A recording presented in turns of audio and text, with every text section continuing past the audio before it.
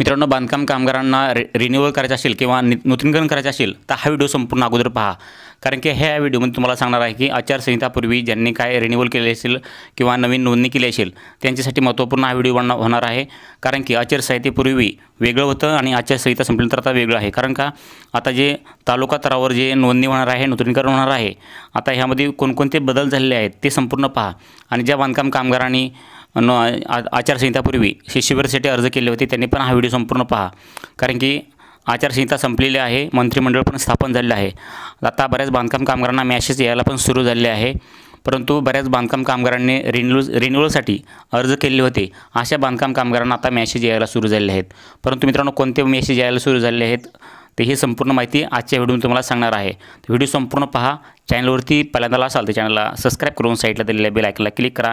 म्हणजे असेच बांधकाम कामगाराचे नवनवीन व्हिडिओ आपल्या चॅनलवर तुम्हाला पाहायला मिळत आहेत. तर चला मित्रांनो, उशीर न करता व्हिडिओला सुरू करूयात. तर या ठिकाणी पहा, एका बांधकाम कामगारांनी मला कमेंट केली होती की सर आम्हाला असा मेसेज आला आहे. त्यांचा या ठिकाणी स्क्रीनशॉट मी तुम्हाला दाखवत आहे की आपल्या स्क्रीनवरती तुम्ही पाहू शकता. त्या बांधकाम कामगारांना असा मेसेज आला आहे की त्यांचं जे या ठिकाणी तुम्ही पहा स्क्रीनवरती मेसेज त्यांचा की आपला नूतनीकरणाचा अर्ज खालील कारणामुळे नाकारला गेला आहे की 90 दिवस कामाचे प्रमाणपत्र पडताळण्यासाठी कामगार सुविधा केंद्र, या ठिकाणी त्यांच्या तालुक्याचं नाव आहे, सुविधा केंद्र त्यांचं तालुक्याचं नाव येथे सादर करावे. म्हणजे असं सांगितलेलं आहे की त्यांचं जे तालुक्याचं सुविधा केंद्र आहे त्या ठिकाणी तुम्हाला 90 दिवस कामाचे प्रमाणपत्र पडताळणीसाठी घेऊन जायचं आहे असं या ठिकाणी सांगितलेलं आहे. त्यामुळं ज्या बांधकाम कामगारांनी या ठिकाणी आचारसंहितापूर्वी रिन्यूअल केला असेल अशा बांधकाम कामगारांना हे असे मेसेज येत आहेत. परंतु एक गुड न्यूज अशी पण आहे की ज्या बांधकाम कामगारांना नवीन नोंदणी करायची आहे अशा बांधकाम कामगारांसाठी गुड न्यूज अशी आहे की त्यांची आणखीन पेंडिंगमध्ये आहेत. परंतु त्यांचे मंजूर होतील की नाही हे अद्यापही स्पष्ट झालेलं नाही. आणि मंत्रिमंडळ स्थापन झालेलं आहे. आणखीन बऱ्याच बांधकाम कामगाराचे जे नवीन नोंदणी केलेली आहे त्यांचे या ठिकाणी कुठलीही प्रकारचे ॲक्शन घेतलेलं नाही. परंतु ज्या बांधकाम कामगारांनी रिन्यूअल केलं होतं अशा बांधकाम कामगारांना मात्र हे मॅसेज यायला सुरू झालेले आहेत. त्यांना काय करायचं आहे की त्यांचं 90 दिवसाचे कामाचं प्रमाणपत्र आहे ते पडताळणीसाठी आपले कामगार सुविधा केंद्र तालुक्याच्या ठिकाणी जे आहे त्या ठिकाणी तुम्हाला जायचं आहे. आणि त्या ठिकाणी जाऊन तुम्ही पडताळणीसाठी जे तुमचं तालुक्या ठिकाणचं जे कामगार सुविधा केंद्र आहे त्या ठिकाणी घेऊन जाऊन तुमचं पडताळणी करून तुमची लगेच नोंदणी त्या ठिकाणी करून दिली जाणार आहे. आता या ठिकाणी पहा, आता बांधकाम कामगारांनी ज्यांनी स्कॉलरशिप भरली होती त्यांचे पैसे बँक अकाउंटमध्ये आलेले नाहीत. त्यांना मेसेज पण आलेले आहेत. बऱ्याच बांधकाम कामगारांना मेसेज आलेले आहेत की सर आमचं जे मेसेज आला आहे म्हणजे त्यांची स्कॉलरशिपसाठी जो अर्ज केला होता, शिष्यवृत्तीसाठी जो अर्ज केला होता तो मंजूर झालेला आहे. परंतु बँकेत पैसे आले नाहीत. आता बरेच आता मागच्या व्हिडिओमध्ये पण मी तुम्हाला माहिती सांगितली त्यांना काही दिवस वाट बघावं लागणार आहे. आणि आता तुम्हाला कुठलंही काम करायचं असेल, नोंदणी करायची असेल किंवा रिन्यूअल करायची असेल ते तुम्ही तुमच्या तालुक्याच्या सुविधा केंद्र आहे त्या ठिकाणी तुम्ही जाऊन करू शकता. या ठिकाणी तुम्ही नोंदणी करायला गेला तर तुम्हाला काही अडचण येणार नाही. परंतु या ठिकाणी तुम्ही तुमचं रिजेक्टमध्ये जाणार आहे. रिजेक्टमध्ये तुम्ही या ठिकाणी पाहू शकता तुम्हाला आधार नंबर, मोबाईल नंबर टाकून तुम्ही नोंदणी करू शकतात. परंतु तुमची जे आहे ते ॲक्टिव्ह होणार नाही. तुमचा आधार नंबर, मोबाईल नंबर टाकून प्रोसिड टू फॉर्म करून तुम्ही संपूर्ण तुमची नोंदणी जर केली तर मंजूर होऊ शकत नाही. कारण का या ठिकाणी तालुका सुविधा केंद्र दिलेलं आहे त्या ठिकाणी जाऊन तुम्ही तुमचं जे आहे ते संपूर्ण तुमची प्रोसेस करून तुम्ही जे आहे ते नोंदणी असेल किंवा रिन्यूअल असेल ते करून घेणं गरजेचं आहे. तर बांधकाम कामगाराचे जे पैसे आले नसतील त्या बांधकाम कामगारांनी या ठिकाणी काय करायचं आहे तर या ठिकाणी पहा, तुमचं जे तालुका सुविधा केंद्र आहे त्या तालुका सुविधा केंद्रावर जा आणि तुम्ही कोणत्या योजनेसाठी फॉर्म भरलेला आहे, कोणत्या योजनेसाठी तुम्ही जे आहे ते फॉर्म भरलेला आहे, तुमचे किती रुपये आलेले नाहीत ते तुम्ही त्या ठिकाणी पाहू शकतात. तर बऱ्याच बांधकाम कामगारांनी काय केलं आहे, त्यांचे मुलं 1ली ते 7वीच्या वर्गासाठी जे जातात तर त्यांचे या ठिकाणी जे आहे ते 2,500 रुपये येणार आहेत. आणि ज्या बांधकाम कामगाराचे 8वी ते 10वीच्या वर्गात आहेत मुलं त्यांना 5,000 रुपये येणार आहेत. आणि ज्या बांधकाम कामगाराची मुलं 10वी 12वीमध्ये किमान 50 किंवा अधिक गुण प्राप्त केलेले आहेत त्यांना 10,000 रुपये त्यांच्या बँक अकाउंटवरती जमा होणार आहेत.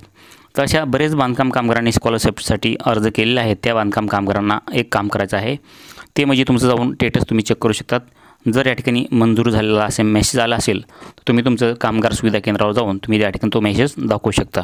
जर पैसे आले नसतील तर या ठिकाणी बऱ्याच बांधकाम कामगारांनी 1 लाख रुपयापर्यंतचं जे स्कॉलरशिप आहे या ठिकाणी पहा, वैद्यकीय पदवीकरिता प्रतिवर्ष 1 लाख आणि अभियांत्रिक पदवीकरिता प्रतिवर्ष 60,000 रुपये नोंदित बांधकाम कामगाराच्या पत्नीसह लागू.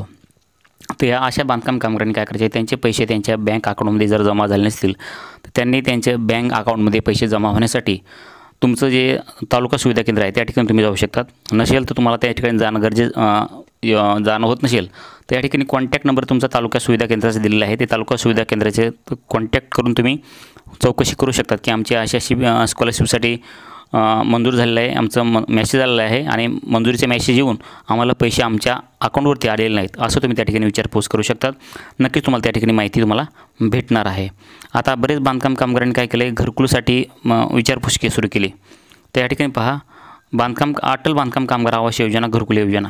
तर या ठिकाणी जी आहे ती ही योजना सध्या बऱ्याच बांधकाम कामगारांनी कमेंट केली की सर आम्हाला हे आमचे अटल बांधकाम कामगार आवास योजना ग्रामीण अर्थसहाय्य 2 लाख रुपये आमच्या बँक अकाउंटमध्ये कसे येतील, ते ह्याचा अर्ज कसा करायचा आहे, म्हणजे बरीच माहिती या ठिकाणी गोळा करत आहेत बरेच बांधकाम कामगार. तर या ठिकाणी जे शहरी भागातले आहेत, तर या ठिकाणी पहा, अटल बांधकाम कामगार आवास योजना शहरी आणि अटल बांधकाम कामगार आवास योजना ग्रामीण, हे दोन्ही पण या ठिकाणी तुम्हाला सांगतो की दोन्ही बांधकाम कामगारांना शहरी असतील किंवा ग्रामीण असतील, त्या बांधकाम कामगारांना हे पैसे भेटणार आहेत. परंतु त्यांचा जो प्रस्ताव आहे, तो प्रस्ताव त्या ठिकाणी जे आहे ते मंजुरी पडताळणी करावी लागते. पडताळणी केल्यानंतर त्यांना मंजुरीचा मेसेज येतो आणि मेसेज आल्यानंतर त्यांचे जे कागदपत्र आहे ते कागदपत्र घेऊन तुम्हाला ऑफिसला, आता जिल्ह्याच्या ठिकाणी जायची गरज नाही आहे, तुम्हाला तालुक्याच्या ठिकाणी जे कामगार सुविधा केंद्र दिलेलं आहे त्या तालुका सुविधा केंद्रावर जाऊन तुम्ही तुमचे जे कागदपत्र आहे घरकुलासाठी, घरकुलचा प्रस्ताव जो आहे, घरकुल मागणी जे आहे, तुम्हाला ते प्रस्ताव जे कागदपत्र आहे ते घेऊन जाणं गरजेचं आहे. आणि त्या ठिकाणी तुमच्या त्या कागदपत्राची पडताळणी केली जाईल आणि ते कागदपत्र बरोबर असतील तर पडताळणी करून तुमचं जे घरकुलचं जे प्रोसेस आहे ते वर पाठवलं जाईल आणि तिथं त्या ठिकाणी तुमची पडताळणी केल्यानंतर तुमचे जे पैसे आहेत ते 2 लाख रुपये तुमच्या बँक अकाउंटवरती जमा केले जातील. परंतु तुम्हाला या ठिकाणी सध्या तरी या ठिकाणी काय करायचं आहे, तुम्हाला जोपर्यंत प्रस्ताव तुम्ही तयार करत नाहीत, प्रस्ताव तयार केल्यानंतर तुम्हाला जे आहे ते संपूर्ण माहिती भेटणार आहे. प्रस्तावच तयार तुम्हाला करायला लागणार आहे, त्याशिवाय तुम्हाला हे घरकुलाचं अटल बांधकाम कामगार आवास योजना ग्रामीणचं पैसे मिळणार आहेत. तर बऱ्याच बांधकाम कामगारांना तुम्हाला अटल बांधकाम कामगार आवास योजना ग्रामीण 2 लाख रुपये. आता काय झालं आहे, काही दिवसापूर्वी बांधकाम कामगार जे आहेत त्यांना या ठिकाणी पंतप्रधान आवास योजनेमार्फत 2.5 लाख रुपये आणि अटल बांधकाम कामगार आवास योजनेमार्फत 2 लाख रुपये असे एकूण 4.5 लाख रुपये बांधकाम कामगारांना घर बांधण्यासाठी भेटणार होते. परंतु आता या ठिकाणी जे आहे ते आपण महाराष्ट्र इमारत व इतर बांधकाम कामगार कल्याणकारी मंडळाच्या ऑफिशियल वेबसाईटवर आहोत, पण या ठिकाणी कुठेही 2.5 लाखाचं दिलेलं नाही, 2 लाख रुपये दिलेत. आणि या ठिकाणी जे आहे तुम्हाला तुमचं हे काय पाहिजे, आवश्यक पात्रता तुमची काय पाहिजे, तुमची आवश्यक पात्रता प्रधानमंत्री आवास योजनेत पात्र असल्याबाबत सक्षम अधिकाऱ्याचे पत्र प्रणोत्यादी. आता प्रधानमंत्री आवास योजनेत पात्र असल्याबाबत सक्षम अधिकाऱ्याचे प्रमाणपत्र कुठून भेटणार आहे, तर या ठिकाणी पहा, तुमचं जे पंचायत समिती असेल तालुक्याच्या ठिकाणी त्या ठिकाणी जायचं आहे आणि तिथून सक्षम अधिकारी त्या ठिकाणी जे असतील त्यांच्याकडून हे प्रमाणित तुम्ही प्रधानमंत्री आवास योजनेत पात्र असल्याबाबतचं तुम्हाला ते पत्र घ्यायचं आहे आणि ते पत्र त्या ठिकाणी तुम्हाला ऑफिसला दाखवायचं आहे की आम्ही प्रधानमंत्री आवास योजनेत पात्र आहेत आणि आम्हाला अटल बांधकाम कामगार आवास योजना ग्रामीणचा लाभ घ्यायचा आहे. तुम्ही असं त्या ठिकाणी चौकशी करू शकतात.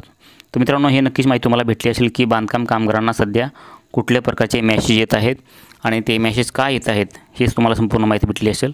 तर नक्कीच असेच व्हिडिओ पाहण्यासाठी आपल्या चॅनलला सबस्क्राईब करून साईडला दिलेल्या बेल आयकॉनला क्लिक करा. भेटूत अशाच नवीन माहितीचं नवीन व्हिडिओमध्ये. तोपर्यंत जय हिंद, जय महाराष्ट्र.